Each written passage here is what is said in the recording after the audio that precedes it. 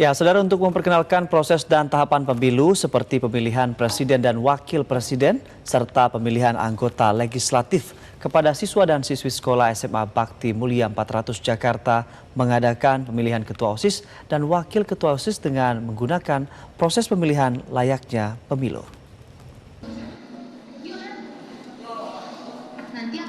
Kepala Sekolah SMA BM 400 Andi Gunawan menyatakan dalam memperkenalkan proses pemilihan umum kepada siswa dan siswinya, Sekolah Bakti Mulia 400 mengadakan pemilihan ketua OSIS dan wakil ketua OSIS dengan menggunakan proses pemilihan layaknya pemilu. Andi Gunawan menjelaskan proses pemilihan ketua OSIS dilakukan seperti pemilihan Pilpres pada umumnya, dengan mendaftarkan diri, melakukan wawancara dari panitia pemilihan hingga debat dengan para calon kandidat. Proses pemilihan ketua OSIS dan wakil ketua dilakukan setiap tahunnya dan sudah 2 kali menggunakan proses pemilu. Dalam pemilihan kali ini yang membedakan yaitu pihak sekolah mengundang pihak KPU pusat dalam proses pemilihan. KPU juga memfasilitasi pemilihan dengan mendapatkan bilik maupun kotak suara seperti halnya pemilihan Pilpres maupun DPRD. Iya, ini sebenarnya adalah pesta demokrasi yang biasa dilakukan setiap 1 tahun sekali. Pemilihan ketua OSIS dan wakil ketua OSIS. Yang membedakan mungkin adalah karena kita langsung mengundang KPU pusat untuk mendapatkan fasilitas pemilihan seperti halnya pemilihan Pilpres atau pemilihan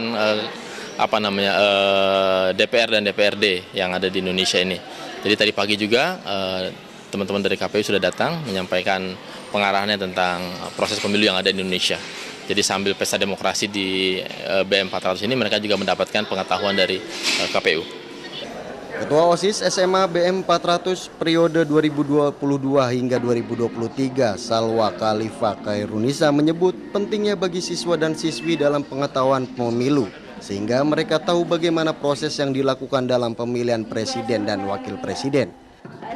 Harapannya sih tentunya karena sebentar lagi juga mau ada pemilihan presiden untuk tahun depan.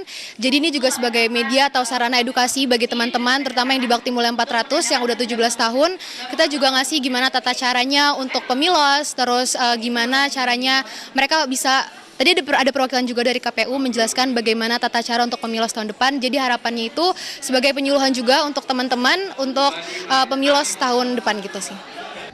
Melalui kegiatan pemilihan ketua dan wakil ketua OSIS di SMA BM 400, diharapkan siswa dan siswi dapat memahami tata cara dalam pemilu mendatang.